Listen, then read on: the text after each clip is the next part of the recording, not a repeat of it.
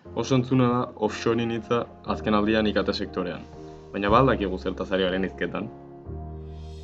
Offshoringa edo deslokalizazioa beste herrialde batzutako kanpo hornitzaileei enpresa zerbitzuak azpikontratatzea da. Enpresa gehienak erabiltzen dute hau, ezagunetariko batzuk Google, Apple edo Microsoft bezalako enpresak dira. Hauek Indiako edo Txinako enpresak azpikontratatzen dituzte beren produktuen garapenaren laguntzeko kostu gutxiagoan.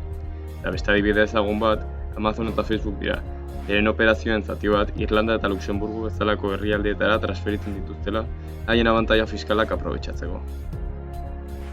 Honek, enplegu galera eta desindustrializazioa eragin dezake jatorrizko herrialdeetan. Gainera, lan esplotazio egoera gerta daitezke helmugako herrialdeetan, langileek baldintza okerroak izan ohi dituztelako eta beren jatorrizko herrialdeetan baina soldata baxuagoak.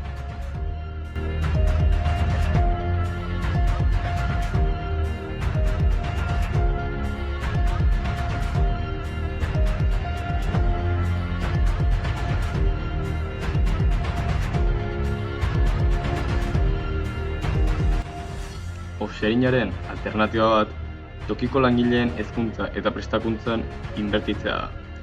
Trebetasun espezializatuak garatu ahal izateko eta horrela, merkatu globalean lehiatzeko.